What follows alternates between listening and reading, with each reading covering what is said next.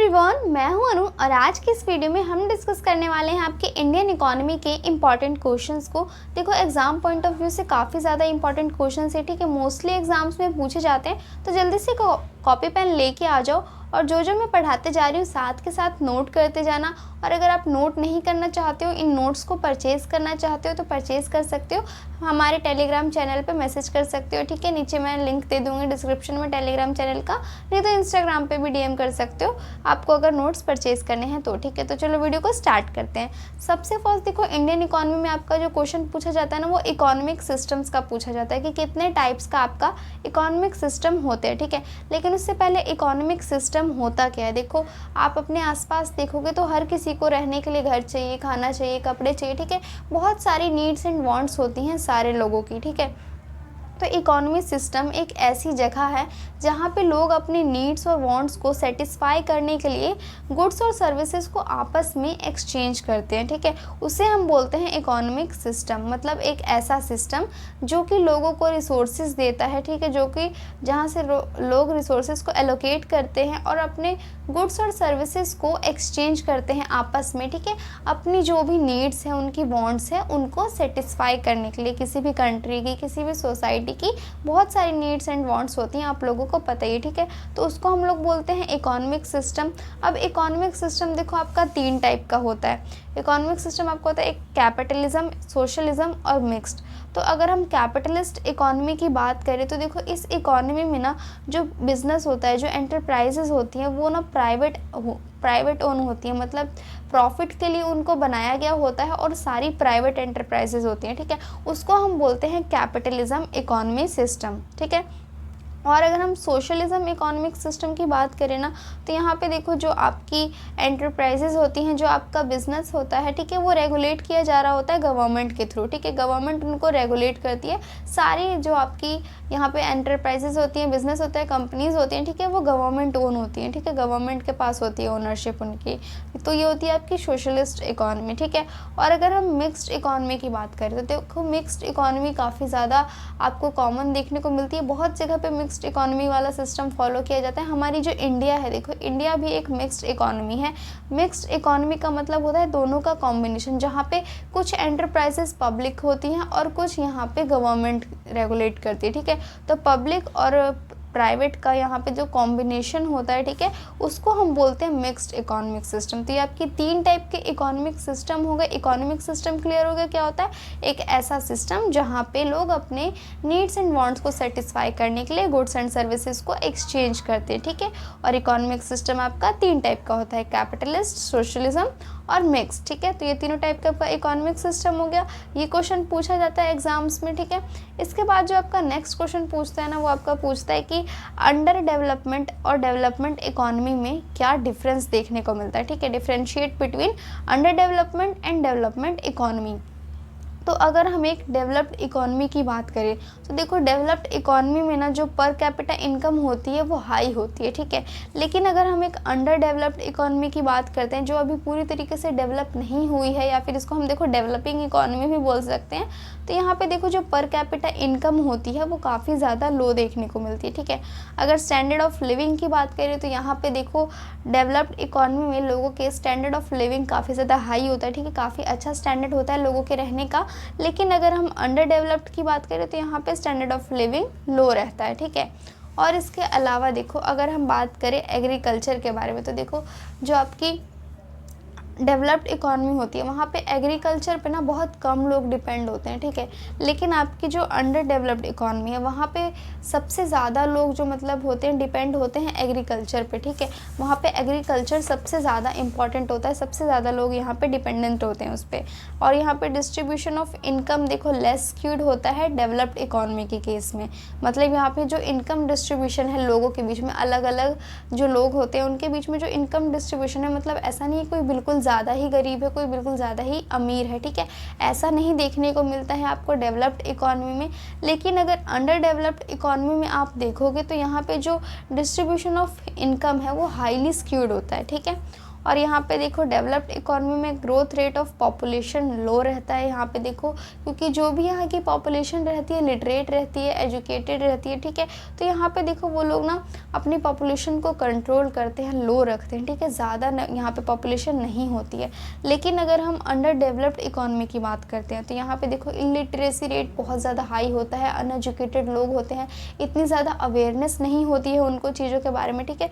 तो यहाँ पे देखो पॉपुलेशन जो है वो काफ़ी ज़्यादा हाई रहती है, ठीक है, बहुत ज़्यादा पॉपुलेशन आपको देखने को मिलेगी, ठीक है। और इसके बाद अगर हम बात करें देखो ह्यूमन कैपिटल फॉर्मेशन की, तो इसका भी रेट हाई रहता है आपका डेवलप्ड इकोनॉमी के केस में, ठीक है। और अगर हम अंडर डेवलप्ड इकोनॉमी की बात करते हैं तो यहाँ पे ह्यूमन कैपिटल फॉर्मेशन लो रहता है, क्योंकि यहाँ पे देखो जो आपकी ह्यूमन कैपिटल क्या हो गया बेसिकली कि आप ह्यूमंस में कितनी स्किल्स ऐड कर रहे हो, आपकी जो कंट्री है, आपकी जो सोसाइटी है, वहाँ के जो ह्यूमन कैपिटल है, वहाँ के जो लोग हैं वो कितने ज़्यादा स्किल्ड हैं, कितने ज़्यादा ट्रेंड है, कितने ज़्यादा एजुकेटेड है, ठीक है। ये चीज़ें देखी जाती है आपकी ह्यूमन कैपिटल फॉर्मेशन में। तो यहाँ पे ये काफ़ी ज़्यादा लो देखने को मिलता है, ठीक है। और एम्प्लॉयमेंट की अगर हम बात करें तो देखो डेवलप्ड इकोनॉमी में एम्प्लॉयमेंट जो है वो काफ़ी अच्छी रहती है। यहाँ पे अनएम्प्लॉयमेंट आपको बहुत कम ही देखने को मिलती है, ठीक है।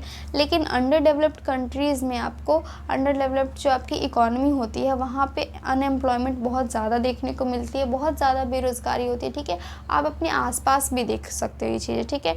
और अगर प्रोडक्शन टेक्निक की बात करें तो जाहिर सी बात है कि अगर कोई डेवलप्ड इकोनॉमी है, ठीक है, कोई इकोनॉमी है अच्छे से डेवलप हो रखी है तो वहाँ पर बहुत अच्छे रिसोर्सेज होंगे, बहुत अच्छी नॉलेज होगी, तो वहाँ पर देखो नई नई टेक्निक्स होती हैं, वहाँ पे की जो टेक्नोलॉजी होती है ना वो काफ़ी अच्छी होती है और उनको काफ़ी ज़्यादा एडवांस होती हैं, ठीक है। लेकिन अगर आप वहीं किसी अंडर डेवलपिंग इकोनॉमी में चले जाते हो या फिर डेवलपिंग इकोनॉमी में चले जाते हो, वहाँ पे अभी इतना ज़्यादा देखो डेवलपमेंट हुआ नहीं है, ठीक है। तो वहाँ की जो टेक्निक्स है काफ़ी ज़्यादा पुरानी होती हैं, बैकवर्ड होती हैं, ठीक है, इतनी ज़्यादा एडवांस नहीं होती है, इतनी ज़्यादा अच्छी नहीं होती हैं, ठीक है। और देखो यहाँ पे डेवलप्ड इकोनॉमी में कैपिटल फॉर्मेशन का रेट हाई रहता है और देखो अंडर डेवलप्ड इकोनॉमी में कैपिटल फॉर्मेशन का रेट लो रहता है, ठीक है। तो जाहिर अगर हम मोटी मोटी बात करें ना तो यहाँ पे देखो जो अच्छी चीज़ें हैं डेवलप्ड इकोनॉमी में उनका रेट हाई रहता है और जो ख़राब चीज़ें हैं उनका रेट लो रहता है, ठीक है। तो वैसे ही यहाँ पे देखो अंडर डेवलप्ड की अगर हम बात करें तो जस्ट इसका अपोजिट है, ठीक है। तो ये आपको समझ में आ गया कि एक डेवलप्ड इकोनॉमी और एक अंडर डेवलप्ड इकोनॉमी में क्या डिफरेंस होता है, ठीक है। ये पूछा जाता है यहाँ पे मोस्टली एग्जाम्स में। इसके बाद आपका नेक्स्ट क्वेश्चन बनता है कि डिटर्मिनेंट्स ऑफ इकोनॉमिक डेवलपमेंट बताओ। डिटर्मिनेंट्स ऑफ इकोनॉमिक डेवलपमेंट क्या होते हैं? देखो इकोनॉमिक के डेवलपमेंट में कौन कौन से ऐसे फैक्टर्स हैं जो कि इन्फ्लुएंस करते हैं किसी भी इकोनॉमी, कोई सी भी इकोनॉमी, ठीक है, उसके डेवलपमेंट को कौन से फैक्टर्स इन्फ्लुएंस कर रहे हैं या अफेक्ट कर रहे हैं, उसको हम बोलते हैं डिटर्मिनेंट्स ऑफ इकोनॉमिक डेवलपमेंट, ठीक है।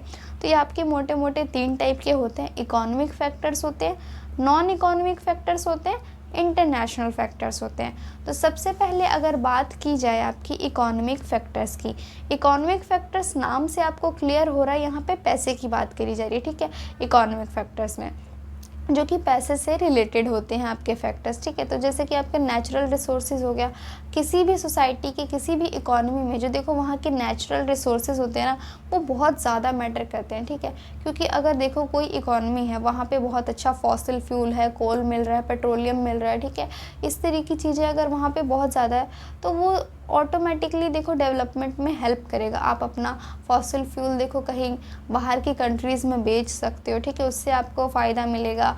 आपके यहाँ पे देखो अगर कोल माइन निकलती है तो वहाँ पे लोगों को एम्प्लॉयमेंट मिलेगा, कोल मिलेगा आपको, आप बाहर भी उसको एक्सपोर्ट कर सकते हो, ठीक है। तो नेचुरल रिसोर्सेज जो है आपके वो बहुत ज़्यादा हेल्प करते हैं किसी भी इकोनॉमी के डेवलपमेंट में, ठीक है।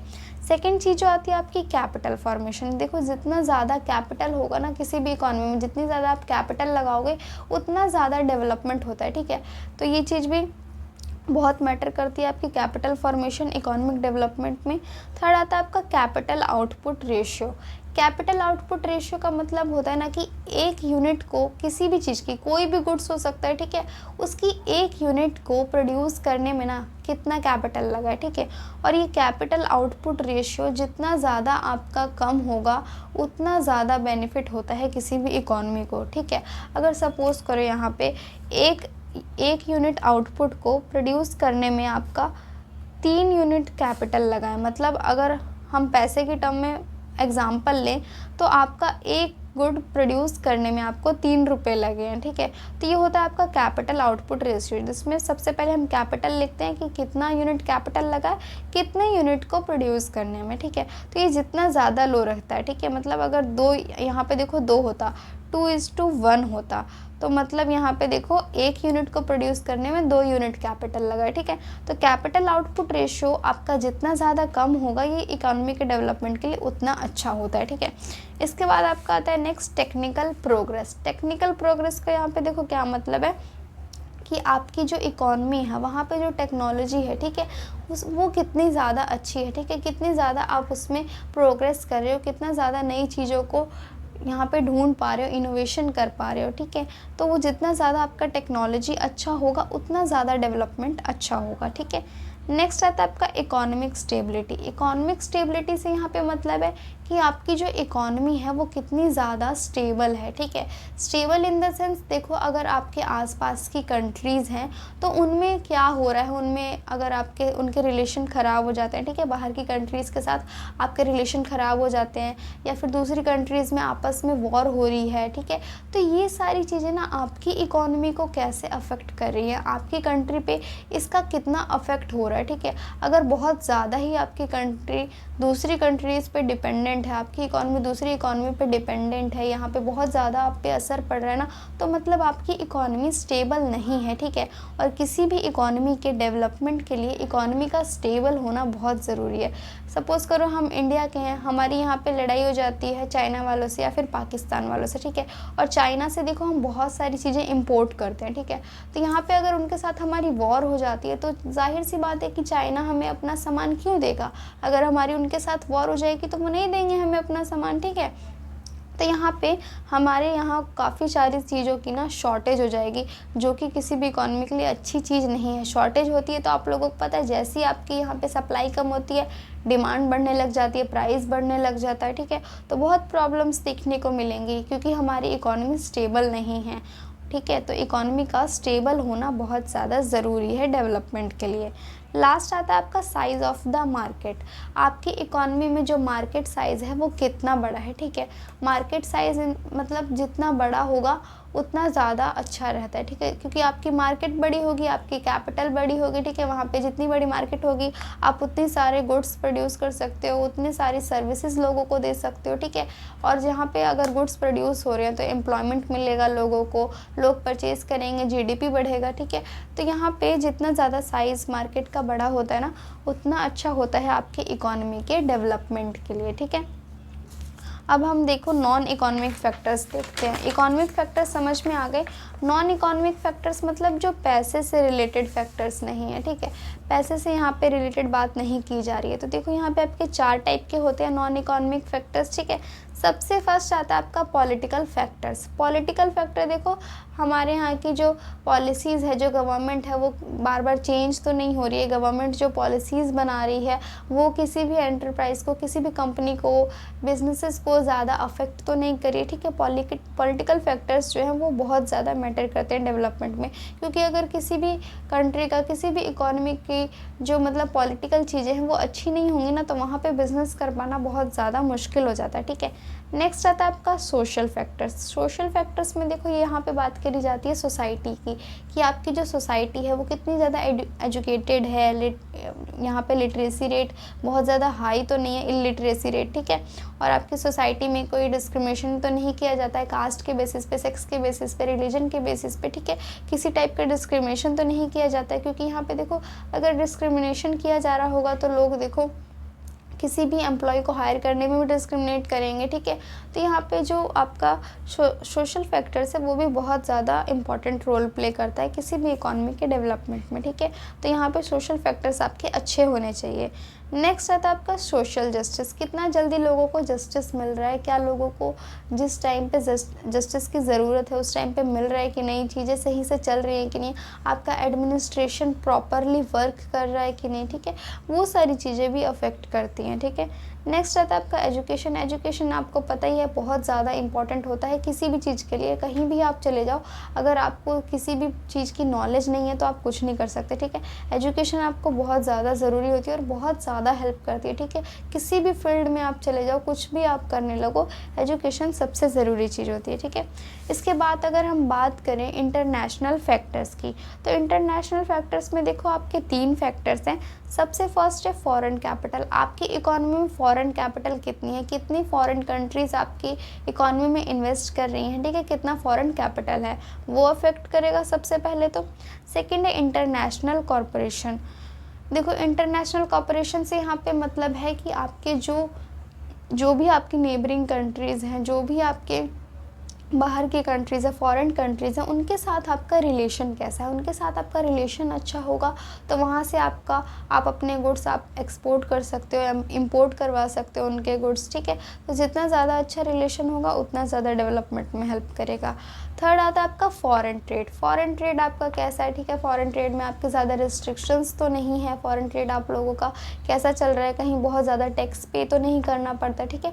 इस तरीके की चीज़ें आ जाती है। फॉरेन ट्रेड आप लोगों का जितना अच्छा होगा उतना ज़्यादा अच्छा रहेगा किसी भी इकोनॉमी के डेवलपमेंट के लिए, ठीक है। तो ये आपका थर्ड क्वेश्चन हो गया आपका, जो कि पूछ रहा था कि डिटर्मिनेंट्स ऑफ इकोनॉमिक डेवलपमेंट क्या होते हैं, ठीक है। तो अच्छे से मैंने समझा दिया है। ये मैंने देखो आप लोगों को की पॉइंट्स लिखे हैं यहाँ पे, बस मैंने डिटेल में नहीं लिखा क्योंकि डिटेल में लिखने में बहुत ज़्यादा टाइम लगता और फिर आप डिटेल में एक एक चीज़ को आप कॉलेज में आ गए तो आप याद नहीं कर सकते हो, ठीक है। कई बच्चे जॉब करते होंगे, कई बच्चे किसी एग्ज़ाम की प्रिपरेशन कर रहे होंगे, ठीक है। तो यहाँ पे देखो डिटेल में अगर मैं लिखूँगी तो आप सारा याद भी नहीं कर पाओगे और खिचड़ी पक जाएगी, ठीक है। इसलिए मैंने शॉर्ट में लिखा है ताकि आपको की पॉइंट्स याद रहे और आप बाकी का अपनी लैंग्वेज में लिख सकते हो बना के एग्ज़ाम में, ठीक है।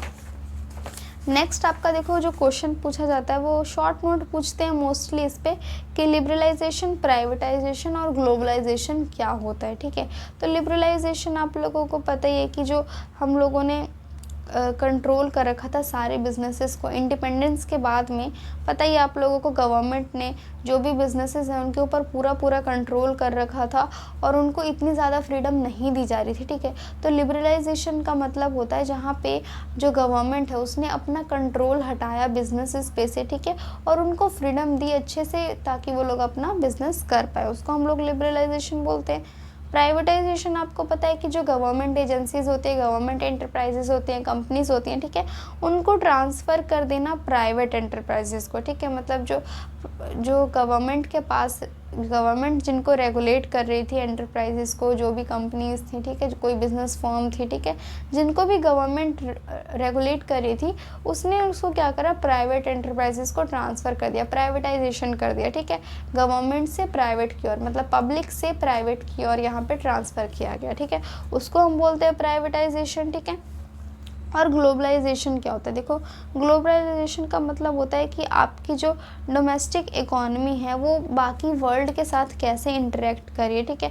आपके जो बाहर की कंट्रीज़ है, फॉरेन जो इन्वेस्टमेंट है उनके साथ कैसे इंटरेक्ट कर रहे हो, आप कैसे डील कर रहे हो, क्या बिज़नेस कर रहे हो, ठीक है। फॉरेन ट्रेड आपका कैसा है, फॉरेन इन्वेस्टमेंट कैसी चल रही है, प्रोडक्शन वगैरह और फाइनेंशियल मैटर्स में, इसमें सब कुछ में आपको अपनी जो आपकी नेबरिंग कंट्रीज़ होती हैं, जो फॉरेन कंट्रीज़ होती हैं, उनके साथ अच्छे रिलेशन बनाना, ठीक है, क्योंकि जितने ज़्यादा अच्छे रिलेशन आप बनाओगे अपनी फॉरेन कंट्रीज़ के साथ में उतना ज़्यादा अच्छा होता है आपके लिए, ठीक है। तो ग्लोबलाइजेशन का मतलब ये होता है कि यहाँ पे आप कैसे इंटरेक्ट कर रहे हो बाहर की कंट्रीज़ के साथ में, ठीक है। तो इन पे शॉर्ट नोट ही पूछा जाता है या फिर कई बार ना तीनों में डिफरेंस पूछ लेता है, वो बहुत कम चांस होता है डिफरेंस पूछने का। मोस्टली तो देखो यहाँ पे शॉर्ट नोट ही पूछा जाता है। तो आप शॉर्ट नोट देखो 10 नंबर में ही पूछेगा तो खुद से बना के बाकी चीज़ें लिख सकते हो। ये तो आप बहुत पहले से पढ़ते हो आ रहे हो, ठीक है, आपको एसएसटी में दिया गया था कितना पहले, तो तब से आप पढ़ते हो आ रहे हो, खुद से लिख दोगे मुझे पता है, ठीक है। इसके बाद देखो आपका जो नेक्स्ट क्वेश्चन है ना वो ये पूछा जाता है कि जो अनएम्प्लॉयमेंट है उसके क्या कॉजेज़ हैं। इंडिया में बहुत ज़्यादा अनएम्प्लॉयमेंट, आप सभी को पता है, आप सभी अभी कॉलेज में होगे तो पता ही होगा आप लोगों को, एक जॉब ढूंढना ढंग की कितना मुश्किल है आज के टाइम पे, ठीक है। तो क्या कॉजेज़ हैं अनएम्प्लॉयमेंट के इंडिया में, और गवर्नमेंट ने देखो मतलब ऐसी कौन सी पॉलिसीज़ लाई हैं जो कि हेल्प करती हैं अनएम्प्लॉयमेंट को रिड्यूस करने में, ठीक है। मतलब अनएम्प्लॉयमेंट को ख़त्म करने के लिए गवर्नमेंट क्या क्या कर रही है और मोस्टली क्या रीज़न्स हैं अनएम्प्लॉयमेंट के इंडिया में, ठीक है। तो अगर हम कॉजेज़ की बात करें, इंडिया में अनएम्प्लॉयमेंट के क्या कॉजेज़ है। अनएम्प्लॉयमेंट सुनते ही सबसे पहले लोगों के दिमाग में चीज़ आती है, ठीक है, कि पॉपुलेशन बहुत ज़्यादा है। जितनी ज़्यादा यहाँ पे पॉपुलेशन है ना, कि मतलब अगर इतने सारे लोग हैं तो हर किसी को एम्प्लॉयमेंट दे पाना बहुत ज़्यादा मुश्किल है, ठीक है। तो यहाँ पे सबसे मेन रीज़न तो यहाँ पे ये है कि यहाँ पे पॉपुलेशन बहुत ज़्यादा है। सेकंड थिंग आती है आपकी low economic growth. Economic growth काफ़ी स्लो है, काफ़ी लो है, इस वजह से भी अनएम्प्लॉयमेंट देखने को मिलती है। थर्ड आता है आपका फेलियर ऑफ प्लानिंग। जो भी गवर्नमेंट प्लान्स बनाती है वो ज़्यादा सक्सेसफुल होते नहीं हैं, ठीक है। यहाँ पे प्लानिंग की बहुत ज़्यादा कमी है, इस वजह से भी अनएम्प्लॉयमेंट होती है। फोर्थ आता है आपका नेग्लेक्ट ऑफ एग्रीकल्चर। एग्रीकल्चर में देखो यहाँ पे आपको पता ही है इंडिया में बहुत सारी जो पॉपुलेशन है वो एग्रीकल्चर पे डिपेंड करती है, ठीक है। लेकिन हमारे यहाँ एग्रीकल्चर के लिए देखो इतनी अच्छी टेक्निक्स नहीं है, काफ़ी बैकवर्ड टेक्निक्स को यूज़ किया जाता है, ठीक है। एग्रीकल्चर के लिए टूल्स अच्छे नहीं हैं, गवर्नमेंट भी इतना ज़्यादा कुछ करती नहीं है फार्मर्स के लिए, ठीक है। और यहाँ पे हमारी आधे से ज़्यादा जो पॉपुलेशन है वो तो आपको पता ही है एग्रीकल्चर पे डिपेंड करती है, तो इस वजह से भी अनएम्प्लॉयमेंट देखने को मिलती है, ठीक है। लास्ट कह रही हूँ, फिफ्थ आता है आपका slow industrial growth. Industrial growth काफ़ी ज़्यादा स्लो है, बहुत स्लो चलता है, ठीक है, क्योंकि गवर्नमेंट क्या करती है ना, बहुत सारी तो रेस्ट्रिक्शंस लगा देती है, ठीक है। और कई सारी तो देखो जो कंपनीज़ होती हैं ना वो ना रूल्स को फॉलो नहीं करती हैं, इस वजह से भी यहाँ पे ग्रोथ स्लो हो जाती है, क्योंकि फिर गवर्नमेंट को वहाँ पे रिस्ट्रिक्शंस हाई करने पड़ते हैं और कंपनीज़ फॉलो नहीं करती हैं रूल्स को, ठीक है। तो यहाँ पे स्लो इंडस्ट्रियल ग्रोथ है। नेक्स्ट आता है आपका कैपिटल का शॉर्टेज है, शॉर्टेज ऑफ कैपिटल, ठीक है, क्योंकि हमारी इकॉनमी में इतने अमीर लोग नहीं हैं, इंडिया एक इतनी रिच इकॉनमी नहीं है, आप सभी को पता है, ठीक है। तो यहाँ पे कैपिटल का शॉर्टेज है, ठीक है। इन्वेस्टमेंट के लिए लोगों के पास इतने पैसे ही नहीं है कि वो किसी बिजनेस में इन्वेस्ट कर पाएँ, अपनी कैपिटल स्ट्रॉन्ग कर पाएँ, ठीक है। नेक्स्ट आता है आपका डिफेक्टिव एजुकेशन सिस्टम, ठीक है। एजुकेशन सिस्टम हमारा कितना ज़्यादा डिफेक्टिव है ये भी मुझे आप सभी को बताने की ज़रूरत नहीं है, जस्ट बुकिश चीज़ें हम लोगों को पढ़ाई जाती हैं, स्किल्स के नाम पे हमें कुछ भी नहीं सिखाया जाता है स्कूल्स में। अब थोड़ा इम्प्रूवमेंट देखने को मिल रहा है स्कूल्स में, ठीक है, लेकिन इससे पहले तो बिल्कुल भी नहीं था, कुछ भी नहीं था, अभी भी इतना ज़्यादा इम्प्रूवमेंट नहीं हुआ है, लेकिन बाकी तो आप खुद समझ सकते हो, ठीक है। यहाँ पे हम भी पढ़े थे, हमें भी सिर्फ बुक में जो था वही पढ़ा दिया जाता था और आज भी वैसे ही किया जाता है, सिर्फ बुक की चीज़ें पढ़ा दी जाती है, प्रैक्टिकल नॉलेज नहीं है हम लोगों के पास, स्किल्स नहीं है, ठीक है, वो हमें बाहर से पैसे दे के सीखनी पड़ती हैं। तो यहाँ पे एजुकेशन सिस्टम काफ़ी ज़्यादा डिफेक्टिव है, ठीक है। नेक्स्ट आता है आपका लैक ऑफ मोबिलिटी। देखो मोबिलिटी की बहुत ज़्यादा कमी है, लोग एक जगह से दूसरी जगह मूव ही नहीं करना चाहते हैं, जहाँ रह रहे हैं वहीं रहना चाहते हैं। कई लोग डरते हैं, कई लोगों के पास रिसोर्सेज नहीं है, ठीक है, तो वो लोग अपनी जगह से दूसरी जगह शिफ्ट ही नहीं करना चाहते हैं एम्प्लॉयमेंट के लिए, एक ही जगह पे रहते रहते हैं, जो भी उनको काम मिल रहा है कर लेते हैं, ठीक है। तो लैक ऑफ मोबिलिटी की भी एक रीज़न है अनएम्प्लॉयमेंट का। उसके बाद आता है देखो मॉडर्नाइजेशन। मॉडर्नाइजेशन से देखो यहाँ पे क्या बात करी जा रही है कि देखो अब कंप्यूटर्स आ गए हैं काफ़ी ज़्यादा, ठीक है, टेक्नोलॉजी बढ़ गई है, एआई आ गया, एआई ने कितने लोगों की जॉब ले ली है, ठीक है। और कंप्यूटर एक अकेला 4 लोगों का काम कर सकता है, तो उसने भी लोगों की जॉब्स ले ली है। अब तो एआई आपको हर फील्ड में देखने को मिल जाएगा, बहुत सारी जगहों पे एआई देखो लोगों की जॉब्स ले रहा है, ठीक है। तो यहाँ पे मॉडर्नाइजेशन भी एक बहुत ज़्यादा इम्पॉर्टेंट कॉज है अनएम्प्लॉयमेंट का, ठीक है। नेक्स्ट आता है आपका neglect of small and cottage industries. जो छोटी छोटी इंडस्ट्रीज़ होती है, छोटी छोटी एंटरप्राइजेज होती हैं, कॉटेज इंडस्ट्रीज़ होती हैं, ठीक है, वो भी मतलब देखो इतना प्रॉफिट में चलता नहीं है, क्योंकि गवर्नमेंट उनको सही से सपोर्ट नहीं करती है, ठीक है। और वो स्मॉल स्केल पे है तो यहाँ पे प्रॉफिट भी स्मॉल स्केल पे ही होता है, ठीक है। तो फिर वो लोगों को जब प्रॉफिट ही नहीं हो रहा था तो वो लोग अपनी ऑर्गेनाइजेशन को बंद कर देते हैं यहाँ पे, ठीक है। तो यहाँ पे देखो क्योंकि उसमें लोग काम कर रहे थे, उन्होंने बंद कर दी अपनी कंपनी, तो यहाँ पे भी देखो अनएम्प्लॉयमेंट हो जाती है, लोगों का काम छिन जाता है, ठीक है। और गवर्नमेंट सपोर्ट भी नहीं करती, इसलिए लोग इतना ज़्यादा इंस्पायर भी नहीं होते हैं अपनी खुद की इंडस्ट्री सेटअप करने के लिए, ठीक है। नेगलेक्ट करते हैं वो लोग, ज़्यादा से ज़्यादा सोचते हैं नहीं हम कहीं और ही जॉब कर लेंगे, वही सही है, खुद का बिजनेस नहीं करना चाहते हैं लोग, ठीक है। तो ये भी एक रीज़न है अनएम्प्लॉयमेंट का, क्योंकि लोग देखो जब तक बिजनेस स्टार्ट नहीं करेंगे तो वो दूसरे लोगों को जॉब कैसे देंगे। हर बंदा अगर यही सोचेगा कि मैं जॉब करूँगा, ठीक है, मेरे को अपना बिजनेस नहीं करना है, उसमें रिस्क है या फिर मेरे पास पैसे नहीं है या फिर कोई भी रीज़न हो सकता है, ठीक है, अगर हर बंदा ऐसे ही सोचेगा तो फिर जॉब कौन देगा, ठीक है। तो यहाँ पे ये भी कॉजेज़ है। इसके बाद देखो इसी में पूछा जाता है कि टाइप्स ऑफ अनएम्प्लॉयमेंट बताओ। अनएम्प्लॉयमेंट जो है आपकी वो कितने टाइप की होती है, ठीक है। तो देखो सीजनल अनएम्प्लॉयमेंट होती है, डिस्गाइज्ड अनएम्प्लॉयमेंट होती है, क्रॉनिक अनएम्प्लॉयमेंट होती है, इंडस्ट्रियल अनएम्प्लॉयमेंट होती है, एजुकेटेड अनएम्प्लॉयमेंट होती है और अंडर अनएम्प्लॉयमेंट होती है, ठीक है। सीजनल अनएम्प्लॉयमेंट की अगर हम बात करें तो लोगों के पास मतलब एक सीज़न में काम होता है और दूसरे सीज़न में काम नहीं होता है। ऐसा देखो मोस्टली ना एग्रीकल्चर में देखने को मिलता है। एक सीज़न में तो उन लोगों के पास काम रहता है लेकिन दूसरे सीज़न में नहीं होता, ठीक है। वैसा ही देखो यहाँ पे अगर हम किसकी बात कर लेते हैं, अगर हम देखो एसी रिपेयर करने वाले की बात करें, ठीक है। तो गर्मियों के सीज़न में तो एसी लोग काफ़ी ज़्यादा यूज़ करते हैं, ख़राब भी होता है तो वो लोग रिपेयर करते हैं। लेकिन सर्दियों में कौन एसी रिपेयर करता है? कोई नहीं। सर्दियों में कौन एसी यूज़ करेगा? तो वहाँ पे सर्दियों में उनके पास अनएम्प्लॉयमेंट देखने को मिल जाती है, ठीक है। आइसक्रीम वाले हो गए, जैसे कि गर्मी में तो बहुत ज़्यादा बिकती है आइसक्रीम उनकी, ठीक है। सारे बच्चे लेते हैं, सब लोग खाते हैं, ठीक है। लेकिन देखो जैसी गर्मियाँ ख़त्म होती हैं तो सर्दियों में कौन लेगा आइसक्रीम? सर्दियों में बहुत कम गिने चुने लोग, 2-4 मेरी तरह पागल होंगे, वही खाते होंगे, ठीक है। वरना सर्दियों में कौन आइसक्रीम खाना चाहेगा, ठीक है। तो वो अनएम्प्लॉयमेंट वहाँ पे हो जाती है। नेक्स्ट आता है आपका डिस्गाइज्ड अनएम्प्लॉयमेंट। डिस्गाइज्ड अनएम्प्लॉयमेंट देखो क्या होती है, यहाँ पे ना जितने लोगों की नीड होती है काम करने के लिए उससे ज़्यादा ही लोग काम कर रहे होते हैं, ठीक है। जैसा कि देखो एग्रीकल्चर में देखने को मिलता है, अगर कोई खेत है, ठीक है, वहाँ पे 2 लोगों के काम करने की ज़रूरत है पूरी फसल को तैयार करने के लिए, ठीक है। लेकिन उस फैमिली में ना 4 लोग हैं और उनके पास कोई काम नहीं है, बेरोज़गार है वो लोग, तो वो चारों ही खेत पे चले जाते हैं काम करने के लिए, ठीक है। तो यहाँ पे देखो ज़रूरत तो 2 ही लोगों की थी, 2 लोगों में काम हो जाता, लेकिन फिर भी 4 लोग काम कर रहे हैं क्योंकि उनके पास काम ही नहीं है कुछ और करने के लिए। तो उसको हम लोग बोलते हैं डिस्गाइज्ड अनएम्प्लॉयमेंट, जहाँ पे जितने लोगों की ज़रूरत होती है उससे ज़्यादा लोग काम कर रहे होते हैं, ठीक है। और रिजल्ट जबकि दोनों का सेम आएगा, अगर 2 लोग काम करेंगे तो भी फसल तैयार हो जाएगी, 4 लोग करेंगे तो भी फसल तैयार हो जाएगी, ठीक है। तो उसको हम लोग बोलते हैं डिस्गाइज्ड अनएम्प्लॉयमेंट। इसके बाद देखो नेक्स्ट आता है आपका क्रॉनिक अनएम्प्लॉयमेंट। क्रॉनिक अनएम्प्लॉयमेंट देखो एक ऐसा अनएम्प्लॉयमेंट होता है, इसको हम स्ट्रक्चरल अनएम्प्लॉयमेंट भी कहते हैं, जहाँ पे देखो जो एम्प्लॉयर है, ठीक है, वो जो स्किल्स डिमांड कर रहा है ना, एम्प्लॉय के पास वो स्किल्स है ही नहीं, ठीक है। आप कहीं गए जॉब देने के लिए, ठीक है, सामने वाला बंदा आपसे कहता है कि आपको एक्सेल आता है, आपने बोला नहीं मुझे एक्सेल नहीं आता है, मुझे तो बस बेसिक MS वर्ड वगैरह यूज़ करना आता है, ठीक है, मेरे को एडवांस एक्सेल नहीं आता है, ठीक है, आपने ये बोला। और सामने वाला जो पर्सन था उसको चाहिए था कि आपको एडवांस एक्सेल आता हो, ठीक है। तो यहाँ पे देखो आप जो सामने वाला पर्सन क्वालिफिकेशंस मांग रहा है, जो स्किल्स मांग रहा है, वो आपके पास है ही नहीं, उस वजह से आपको यहाँ पे जॉब नहीं मिलती है, ठीक है। तो उस वजह से जो अनएम्प्लॉयमेंट होती है उसको हम लोग बोलते हैं क्रॉनिक अनएम्प्लॉयमेंट, ठीक है।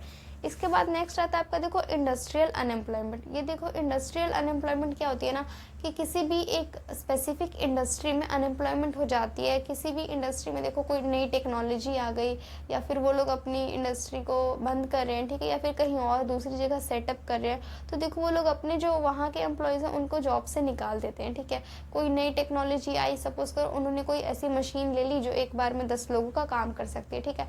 तो उस मशीन ने 10 लोगों का काम ले लिया, तो अब 10 लोग वहाँ क्या करेंगे, कंपनी उस 10 लोगों को तो निकालेगी ही ना जॉब से। तो उसको हम लोग बोलते हैं इंडस्ट्रियल अनएम्प्लॉयमेंट, ठीक है। इसके बाद आता है आपका एजुकेटेड अनएम्प्लॉयमेंट। एजुकेटेड अनएम्प्लॉयमेंट देखो आपकी सबसे ज़्यादा कॉमन देखने को मिलती है, क्योंकि हमारे यहाँ देखो कितने ज़्यादा स्टूडेंट्स हैं जो कि पूरा ग्रेजुएट हो जाते हैं, पोस्ट ग्रेजुएशन भी कर लेते हैं, ठीक है, इतनी ज़्यादा उन्होंने पढ़ाई कर ली है, क्वालिफिकेशंस हैं उनके पास, लेकिन उनको जॉब ही नहीं मिल रही है। इतने सारे लोग हैं, क्योंकि अगर देखो अभी मैं बीकॉम कर रही हूँ, ठीक है, तो मेरी तरह और लाखों बच्चे होंगे बीकॉम करने वाले, और हम सब ने सेम चीज़ पढ़ी है, सेम कॉलेज से पढ़ा है, ठीक है, सेम ही चीज़ें हम लोगों को पढ़ाई गई हैं, हम सबके पास सेम क्वालिफिकेशन से। तो लेकिन कितनी जॉब मिलेंगी, कितने ही बच्चों को उसमें से जॉब मिलती है, बहुत कम बच्चों को जॉब मिलती है, ठीक है। और जब बच्चों को अपनी क्वालिफिकेशंस के अकॉर्डिंग जॉब ही नहीं मिल रही होती है, उनको सैलरी कम दी जा रही होती है, जिस टाइप का वो काम ढूंढ रहे हैं उस टाइप का काम ही नहीं मिलता है, ठीक है, तो उसको हम लोग बोलते हैं एजुकेटेड अनएम्प्लॉयमेंट।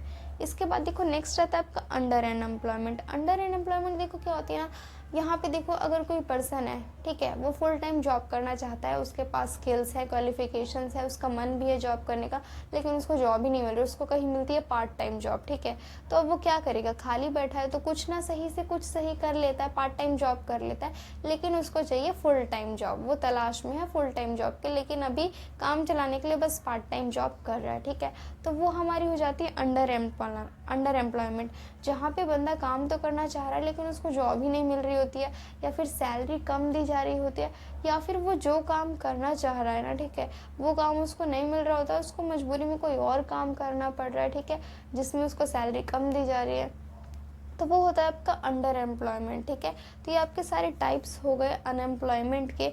इसके बाद देखो इसी में आगे था कि ऐसी कौन सी गवर्नमेंट पॉलिसीज़ हैं, गवर्नमेंट ऐसा क्या काम कर रही है अनएम्प्लॉयमेंट को रिड्यूस करने के लिए, ठीक है, तो वो देखते हैं गवर्नमेंट क्या क्या कर रही है अनएम्प्लॉयमेंट को कम करने के लिए, ठीक है।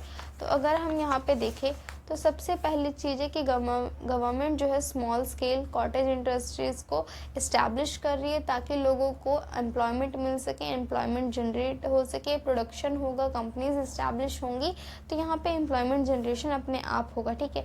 उसके बाद check on population growth, population ज़्यादा तो नहीं बढ़ रही है, उसके लिए गवर्नमेंट देखो यहाँ पे इनिशिएटिव उठाती है, ठीक है, लोगों को इस बारे में जानकारी देती है कि आप ज़्यादा पॉपुलेशन मतलब कंट्रोल में करें, ठीक है। तो यहाँ पे देखो गवर्नमेंट जो है पॉपुलेशन पे भी चेक करते रहती है कि बहुत ज़्यादा पॉपुलेशन तो हमारे यहाँ नहीं हो रही है, ठीक है। इसके बाद देखो इस्टेब्लिशमेंट ऑफ एम्प्लॉयमेंट एक्सचेंज आप लोगों को पता है गवर्नमेंट एजेंसीज होती है जो कि स्टूडेंट्स को जो भी क्वालिफिकेशंस उनकी ज़रूरत है, ठीक है, उनके अकॉर्डिंग उनको जॉब दिलाते हैं, ठीक है। यहाँ पे जो लोग हैं वो अपना डेटा बता देते हैं, ठीक है, और वहाँ से उनको जॉब दिलवाई जाती है, ठीक है। ये एम्प्लॉयमेंट एक्सचेंज देखो प्राइवेट भी होता है और गवर्नमेंट भी होता है, ठीक है। प्राइवेट वाले पैसा लेते हैं, गवर्नमेंट वाले देखो फ्री होती है, ठीक है। तो ये एम्प्लॉयमेंट एक्सचेंज इस्टेब्लिश करी है गवर्नमेंट ने बहुत सारी, ठीक है। इसके बाद देखो नेशनल एजुकेशन पॉलिसी 2020 में गवर्नमेंट ने नेशनल एजुकेशन पॉलिसी लाई है, वो भी इसमें काफ़ी ज़्यादा हेल्प करती है।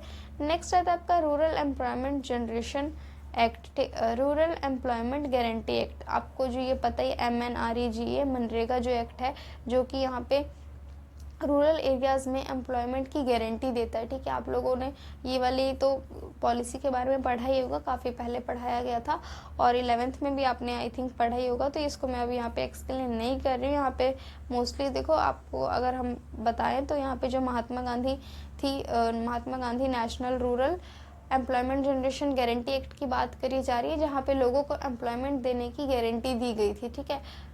नेक्स्ट आता है आपका micro unit development refinance agency bank, government ने देखो एजेंसी बैंक भी इस्टेब्लिश करें कई सारे, ठीक है, छोटी छोटी यूनिट्स में, ठीक है। और इसके अलावा भी देखो बहुत सारी स्कीम्स है, अगर एक एक करके हम गिनने बैठ जाएंगे ना तो सुबह से शाम हो जाएगी, ठीक है। बहुत सारी स्कीम्स है, लेकिन वही है ना कि कुछ स्कीम्स देखो चलती हैं, कुछ स्कीम्स नहीं चल पाती हैं, ठीक है, नहीं अच्छा कर पाती हैं, उनकी प्लानिंग इतनी अच्छी नहीं होती है, तो इस वजह से अनएम्प्लॉयमेंट देखने को मिलती है। और गवर्नमेंट कुछ इनिशिएटिव्स अपनी तरफ से अच्छे कर रही है, कुछ गवर्नमेंट करना नहीं चाहती है, नहीं तो फिर उनको इलेक्शन के टाइम पे देखो वोट मांगने के लिए कुछ मुद्दा तो चाहिए ना। अगर सारे लोगों के पास एम्प्लॉयमेंट आ जाएगी, सारे लोग रोजगार हो जाएंगे, तो गवर्नमेंट किस मुद्दे पे वोट मांगेगी, ठीक है। तो एक चीज़ ये भी है गवर्नमेंट कुछ चीज़ें करना नहीं चाहती है और कुछ चीज़ें उतनी अच्छी चलती नहीं है, ठीक है। और इसके अलावा देखो ये नेशनल रूरल लिवलीहुड मिशन चलाया गया था, ये भी आप लोगों को पता है, सबकी शॉर्ट फॉर्म लिख लेना एग्जाम में, कई बार ना ये शॉर्ट फॉर्म दे देता है और बोलता है इसके ऊपर शॉर्ट नोट लिखने के लिए, तो शॉर्ट फॉर्म साइड में मैंने लिख रखी है रेड कलर से, वो आप एक बार पढ़ लेना, ठीक है, और इसको याद कर लेना। अगर एग्जाम में ये पूछता है तो इसके बारे में लिख देना, वैसे तो पूछेगा नहीं, ठीक है। मोस्टली आपको देखो टाइप्स ऑफ अनएम्प्लॉयमेंट पूछेगा और पूछेगा कि गवर्नमेंट को कौन कौन सी पॉलिसीज है या फिर कौन कौन से ऐसे इनिशिएटिव्स गवर्नमेंट ने किए हैं अनएम्प्लॉयमेंट को कम करने के लिए, ठीक है। तो अनएम्प्लॉयमेंट का यही क्वेश्चन पूछा जाता है, मोस्टली तो यही पूछा जाता है। इसके अलावा अगर बाई चांस कुछ और पूछ लेता है तो उसका मैं कुछ नहीं कह सकती हूँ, ठीक है। और इसके अलावा देखो नेक्स्ट क्वेश्चन आपका पूछा जाता है कि what are the causes of inequality in income and state measures to reduce it, ठीक है। मतलब इनइक्वालिटी इन इनकम के क्या कॉजेज हैं, इनकम में जो असमानताएं हैं उसके क्या कारण हैं, और ठीक है, और ऐसे कौन से मेजर्स उठाए गए हैं इनको मतलब कम करने के लिए, रिड्यूस करने के लिए हम क्या क्या कर सकते हैं। ठीक है, तो अगर हम कॉजेज़ की बात करें तो देखो रैपिड ग्रोथ ऑफ पॉपुलेशन एक कॉज है।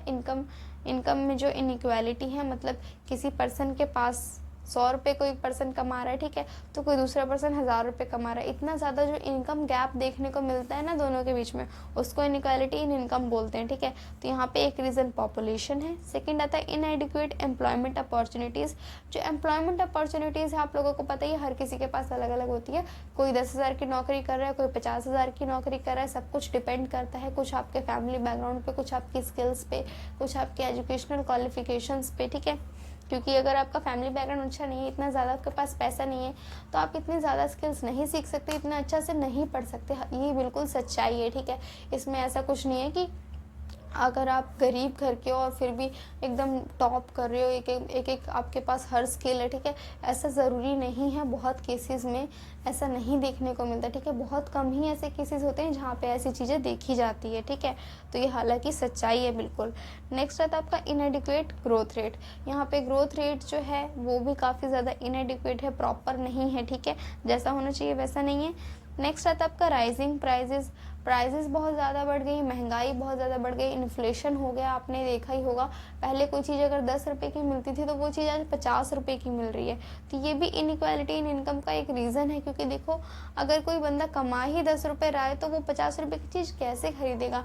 लेकिन अगर वही कोई अमीर बंदा, ठीक है, जो कमा रहा है 1000 रुपये, ठीक है, एक दिन का, तो वो यहाँ पे आराम से ले सकता है और वो स्पेंड करने के लिए उसके पास और पैसा है। ठीक है, तो यहाँ पे राइजिंग प्राइजेस भी एक कॉज है इनइक्वालिटी इन इनकम का। उसके बाद आता है failure of programmes designed to remove poverty. अभी मैंने बताया कि गवर्नमेंट बहुत सारे प्रोग्राम्स तो चलाती है, बहुत सारी पॉलिसीज़ लाती है, लेकिन सारी ना यहाँ पे देखो सक्सेसफुल नहीं हो पाती हैं, क्योंकि प्लानिंग की कमी होती है और कुछ गवर्नमेंट की खुद की गलतियाँ होती है, कुछ लोगों की भी गलती होती है। ठीक है, तो जो गवर्नमेंट मेजर्स उठाती है पॉवर्टी को हटाने के लिए, अनएम्प्लॉयमेंट को जनरेट करने के लिए, वो जब पूरे नहीं हो पाते हैं तो वो भी एक रीज़न बन जाता है इनइक्वालिटी इन इनकम का। ठीक है, तो ये कॉजेज़ हो गए इनइक्वालिटी इन इनकम के। और अगर हम मेजर्स की बात करें कि ऐसे कौन से मेजर्स हैं जो हम उठा सकते हैं इनइक्वालिटी इन इनकम को हटाने के लिए, मिटाने के लिए, रिड्यूस करने के लिए। ठीक है, तो वो देखो है डायरेक्ट टैक्सेशन, डायरेक्ट टैक्सेस लगा सकते हैं हम। ठीक है, वेल्थ टैक्स होता है आपका, और भी कई तरीके के टैक्स होते हैं, इनकम टैक्स होता है, प्रॉपर्टी टैक्स होता है। ठीक है, बहुत सारे टैक्सेस डायरेक्ट टैक्सेशन लगा सकते हैं। रेस्ट्रिक्शंस ऑन मोनोपोली प्रैक्टिसेस क्या होती है आप लोगों को पता ही है। ठीक है, तो वहाँ पे रिस्ट्रिक्शंस लगाई जा सकती है। मोनोपोली प्रैक्टिस आप लोगों ने पहले भी पढ़ा हुआ है, इसको मैं यहाँ पे एक्सप्लेन नहीं कर रही हूँ। नेक्स्ट आता है आपका लैंड रिफॉर्म्स यहाँ पे किए जाते हैं। ठीक है, नेक्स्ट आपका सोशल सिक्योरिटी मेजर्स। सोसाइटी की सिक्योरिटी के लिए काफ़ी सारे गवर्नमेंट देखो पॉलिसीज़ लाती है, काफ़ी सारा इनिशिएटिव लाती है, काफ़ी कुछ काम करती है जिससे कि हमारी सोसाइटी सिक्योर हो सके, सोसाइटी आगे बढ़ सके और थोड़ी सी इम्प्रूव हो सके। ठीक है, अगर आपकी सोसाइटी इम्प्रूव होगी, आपके आसपास वाले लोगों का स्टैंडर्ड ऑफ लिविंग इंक्रीज़ होगा, तो वहाँ पे इनकम जो है इक्वल और मतलब खुद से ही होने लगेगी। ठीक है, क्योंकि देखो जैसे जैसे उनको नॉलेज होएगी, जैसे जैसे एजुकेशन की फैसिलिटीज़ मिलेंगी, लाइट मिलेगी आपको, ठीक है, इलेक्ट्रिसिटी मिलेगी, आसपास का आपका एरिया अच्छा होगा, स्टैंडर्ड ऑफ लिविंग अच्छा होगा, तो वहाँ से काफ़ी ज़्यादा हेल्प होगी। ठीक है, इसके बाद देखो चेक ऑन प्राइस ज़्यादा बढ़ रहा है कि नहीं बढ़ रहा है। अभी हमने बात करा था कि राइजिंग प्राइजेज एक इशू है इनइक्वालिटी इन इनकम का, तो उसको चेक करते रहना, कोशिश करना कि जो प्राइजेज हैं वो इक्वल रहे, इतने ज़्यादा उनमें इन्फ्लेशन देखने को ना मिले। ठीक है, नेक्स्ट आपका इंक्रीज इन प्रोडक्शन।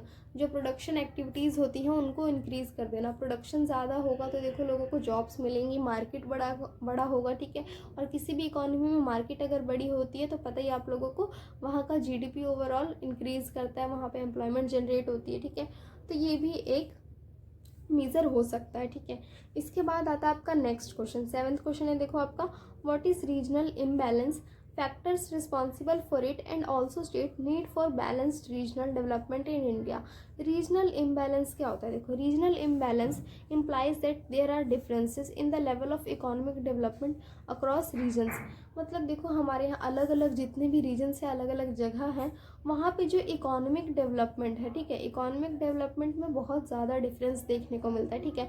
एक जगह अगर बिल्कुल डेवलप है कोई जगह, ठीक है, और वहीं दूसरे रीजन में अगर आप चले जाओ तो डेवलपमेंट का दूर दूर तक नामो निशान नहीं है, ठीक है। तो उसको हम लोग बोलते हैं रीजनल इम्बैलेंसेस, जहाँ पे डेवलपमेंट जो है, इकोनॉमिक डेवलपमेंट जो है, उसमें बहुत ज़्यादा मेजर डिफरेंस देखने को मिलता है, और ये रीजन टू रीजन वरी करता है आपका, ठीक है। तो अब इसमें पूछा गया कि फैक्टर्स कौन कौन से हैं जो कि रिस्पॉन्सिबल होते हैं रीजनल इम्बैलेंसेस के, ठीक है। तो अगर हम सबसे फर्स्ट बात करें तो जियोग्राफिकल फैक्टर्स, ठीक है, वहाँ की जियोग्राफी कैसी है, कितना वाटर है, लैंड है, क्या रिसोर्सेज है आसपास, क्या अवेलेबल है, क्या नहीं है, ठीक है। ये सारी चीज़ें भी डिपेंड करती है, क्योंकि कहीं आपको पता है अगर जियोग्राफिकल फैक्टर्स बहुत अच्छे हैं, ठीक है, वहाँ के रिसोर्सेज बहुत अच्छे हैं, जो नेचुरल रिसोर्सेज हैं वो काफ़ी अच्छे हैं, तो वहाँ पे डेवलपमेंट ओवरऑल अच्छा होगा और काफ़ी ज़्यादा हेल्प करेगा डेवलपमेंट में, ठीक है। क्योंकि अगर देखो आप अपने आसपास ही देख लो, कहीं पे कोई माइनिंग हो रही है, कहीं पे आपको कोल मिल जाता है, ठीक है, तो वहाँ पे कोल माइनिंग होगी, ठीक है, वहाँ पे लोगों को एम्प्लॉयमेंट भी मिलेगा, और कोल माइनिंग हो रही है तो एक इनकम का सोर्स भी जनरेट होगा उस इकोनॉमी के लिए, ठीक है, तो वो काफ़ी ज़्यादा हेल्प करेगा। तो जियोग्राफिकल फैक्टर्स मैटर करते हैं रीजनल इम्बैलेंसेस में। और कहीं का देखो अगर आप रिसोर्सेज देखते हो तो आसपास तक दूर दूर तक कुछ है ही नहीं, तो वहाँ पे कहाँ से डेवलपमेंट होगा, जब आसपास कुछ है ही नहीं तो कुछ होना तो चाहिए डेवलपमेंट करने के लिए, ठीक है। नेक्स्ट रहता है आपका मैन मेड हिस्टोरिकल फैक्टर्स। आसपास देखो जो मैन मेड चीज़ें हैं, आर्टिफिशियल चीज़ें हैं, वो कितनी हैं आपके आसपास, कितने डैम्स हैं, या फिर कोई पार्क है, या फिर कोई मॉल्स वगैरह है, कोई भी बिल्डिंग्स है, कोई एंटरप्राइज है, ठीक है, वो सब कुछ क्या होता है आपका मैन मेड होता है। और हिस्टोरिकल फैक्टर्स, या फिर पास्ट में वहाँ पे क्या क्या था, ठीक है, कई चीज़ें होती हैं जो हमें अपने हिस्टोरिकली मिलता है, हमने अभी बिल्ट नहीं करी लेकिन वो पहले से ही बनी हुई थी, कई चीज़ें ऐसी थी वहाँ पे, ठीक है, जो कि हमारे अभी काम आती है, और इसके बहुत सारे एग्जाम्पल्स आप लोगों ने देखे होंगे, ठीक है। तो वहाँ पे अगर किसी रीजन में मैनमेड चीज़ें कितनी अच्छी हैं, हिस्टोरिकल फैक्टर्स कितने अच्छे हैं, ठीक है, इस पे भी डिपेंड करता है वहाँ का रीजनल इम्बैलेंस, ठीक है। नेक्स्ट आता है आपका सोशल फैक्टर्स, आसपास के लोग कैसे हैं, सोसाइटी कैसी है, कास्ट के बेसिस पे, रिलीजन के बेसिस पे, सेक्स के बेसिस पे वहाँ डिस्क्रिमिनेशन तो नहीं किया जा रहा है ना, ठीक है, क्योंकि डिस्क्रिमिनेशन जहाँ पे भी होगा वहाँ पे डेवलपमेंट हो पाना बहुत ही ज़्यादा मुश्किल है, नामुमकिन कह सकते हो एक तरीके से, ठीक है। तो वहाँ की सोसाइटी कैसी है, आपके सोशल फैक्टर्स कैसे हैं, ये भी डिपेंड करता है।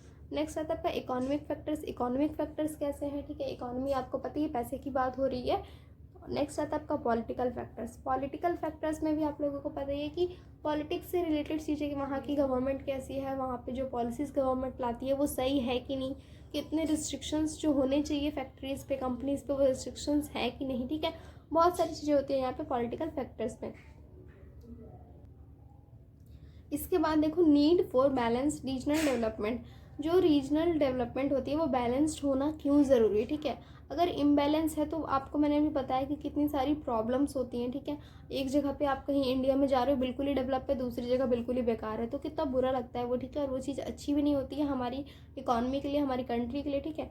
तो जो बैलेंस्ड रीजनल डेवलपमेंट होती है वो क्यों ज़रूरी है, क्या फ़ायदा है उससे, या फिर कह सकते हो क्या इंपॉर्टेंस है, ठीक है, कुछ भी पूछ सकता है। तो आप लेकिन ये लिखना need for balanced regional development, क्यों ज़रूरी है बैलेंस्ड रीजनल डेवलपमेंट। तो सबसे फर्स्ट पॉइंट की अगर हम बात करें तो कहता है to accelerate the overall growth rate of GDP, ठीक है, जो हमारा जीडीपी है उसकी ओवरऑल ग्रोथ के लिए ज़रूरी है रीजनल डेवलपमेंट, ठीक है।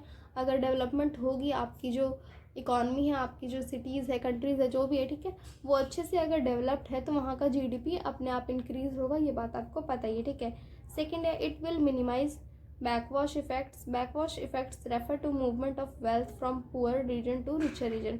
यहाँ पे देखो जो बैकवॉश इफेक्ट है इसको कम करता है बैलेंस्ड रीजनल डेवलपमेंट। और बैकवॉश इफेक्ट क्या होता है देखो, कि मतलब जो गरीब लोग हैं, ठीक है, उनके पास से सारा पैसा निकल के और अमीर लोगों के पास जा रहा है, ठीक है, रिचर रीजन के पास जा रहा है। मतलब कोई अगर एरिया, पर्टिकुलर एरिया देखो गरीबी में चल रहा है या फिर इतना अच्छा से डेवलप नहीं है, तो वो और ख़राब होता जा रहा है, उसका डेवलपमेंट और ही ज़्यादा बदतर होता जा रहा है, ठीक है। और वहीं दूसरी साइड अगर हम देखें तो कोई रीजन है जो कि रिचर है, अच्छा है, काफ़ी अच्छा वहाँ पे डेवलपमेंट है, तो वो और ही ज़्यादा डेवलप होता जा रहा है। ये चीज़ आपने देखी होगी कि देखो अगर कोई इंसान अभी के टाइम पे गरीब है ना, तो वो और गरीब ही होता जा रहा है, और कोई इंसान अगर अमीर है तो वो अमीर ही होता जा रहा है, ठीक है। तो इसे ही हम बैकवॉश इफेक्ट कहते हैं। तो अगर रीजनल डेवलपमेंट जो है वो बैलेंस होगा, आपका कहीं का भी बैलेंस डेवलपमेंट देखा जाता है, तो वहाँ पे बैकवॉश इफेक्ट जो है वो मिनिमाइज हो जाता है, ठीक है। मतलब बैलेंस रीजनल डेवलपमेंट आपका अच्छा हो जाएगा अगर आपका जो बैकवॉश इफेक्ट है वो वहाँ पे ख़त्म हो जाता है, ठीक है। मिनिमाइज़ किया जा सकता है इसे, मतलब पूरा तो आप ख़त्म नहीं कर सकते हो, लेकिन हाँ एक हद तक इसे मिनिमाइज़ किया जा सकता है, ठीक है। बैकवॉश इफेक्ट आपका क्या होता है ये आप यहाँ से मैंने आपको बता दिया है। नेक्स्ट पॉइंट की अगर हम बात करें तो देखो आता है आपका it increases standard of living. Standard of living लोगों का इंक्रीज करता है आपका अगर कहीं पे भी बैलेंस्ड रीजनल डेवलपमेंट देखी जा रही है, ठीक है। मतलब सब कुछ बैलेंस तरीके से चल रहा है, किसी भी रीजन में हर जगह पे सेम तरीके से डेवलपमेंट हो रहा है, तो वहाँ के लोगों का स्टैंडर्ड ऑफ लिविंग भी इंक्रीज होगा, और जो कि एक बहुत अच्छी बात होती है, ठीक है। नेक्स्ट आता है आपका it will help to maintaining political stability. Political stability को मेंटेन करने में भी हेल्प करता है ये, ठीक है। It will lead to development of regions which are below national average. जो रीजन्स जो कि बहुत ही बुरी हालत में है, बिलो एवरेज है, ठीक है, उनके डेवलपमेंट में भी हेल्प करता है आपका रीजनल बैलेंस डेवलपमेंट, ठीक है। तो ये सारे आपके पॉइंट्स हो गए कि हमें बैलेंस रीजनल जो डेवलपमेंट है वो क्यों ज़रूरी है, ठीक है, क्या नीड है उसकी, कौन कौन से फैक्टर्स रिस्पॉन्सिबल होते हैं रीजनल इम्बैलेंस के लिए, और रीजनल इम्बैलेंस आखिर होता क्या है, ठीक है। तो ये सारी चीज़ें मैंने आपको अभी बता दी हैं। आई होप आपको अच्छे से समझ में आ गया होगा। लेकिन अगर किसी भी टॉपिक में देखो आपको कोई भी डाउट आ रहा है ना, तो आप कमेंट सेक्शन में पूछ सकते हो, नहीं तो इंस्टाग्राम पे डीएम कर सकते हो, नहीं तो टेलीग्राम पे भी पूछ सकते हो। देखो ये जो मैंने आपको क्वेश्चंस बताई हैं 7 क्वेश्चंस हैं, और ये देखो आपकी ऑलमोस्ट हाफ बुक को कवर करते हैं, ठीक है। मतलब आपकी हाफ बुक ऑलमोस्ट डन हो चुकी है, ठीक है। इतना आप पढ़ लोगे तो पास तो ईजिली हो जाओगे। और बाकी के देखो जो क्वेश्चंस हैं वो मैं नेक्स्ट वीडियो में कवर करूँगी आज के लिए, ठीक है, बस इतना ही। और अगर आपको ये नोट्स परचेज़ करने हैं तो परचेज़ कर सकते हो, टेलीग्राम पे मैसेज कर सकते हो, अदरवाइज़ आप वीडियो का स्क्रीनशॉट ले लेके वहाँ से भी लिख सकते हो, ठीक है। अगर नहीं लिखना है तो परचेज़ कर सकते हो, वरना आप लिख लेना। मैं तो कहूँगी कि खुद से लिख लेना, तो अगर आप एक बार किसी चीज़ को लिखते हो तो वो आपके दिमाग में कहीं ना कहीं याद रहती है आपको, ठीक है। तो लिखना ज़्यादा बेटर रहेगा। वीडियो आप एक बार पहले अच्छे से रिवाइज़ कर लेना, पूरा अच्छे से वीडियो को देख लेना, उसके बाद धीरे धीरे करके आप उसको लिख लेना, और आपको अच्छे से याद करने हैं सारे पॉइंट्स, एग्ज़ाम में अच्छे से लिख के आना। क्योंकि देखो आप सब कुछ तो याद नहीं कर सकते, इसलिए मैंने शॉर्ट नोट्स ही बनाए हैं ताकि आप इनको अच्छे से पॉइंट्स को याद कर लो, और बाकी फिर अपनी लैंग्वेज में एक्सप्लेन करके लिख दो, ठीक है। और कोई भी डाउट है तो बिल्कुल पूछ सकते हो आप, ठीक है। और वीडियो अच्छी लगी हो तो लाइक ज़रूर करना, अपने फ्रेंड्स के साथ शेयर करना, उनकी भी हेल्प हो जाए। और चैनल पे फर्स्ट टाइम आए हो तो सब्सक्राइब कर देना, और सेकंड टाइम आए हो तो यार आप लोगों को वीडियो अच्छी लगी होगी तभी आप सेकंड टाइम आए हो, तो आप भी सब्सक्राइब करके जाना चैनल को।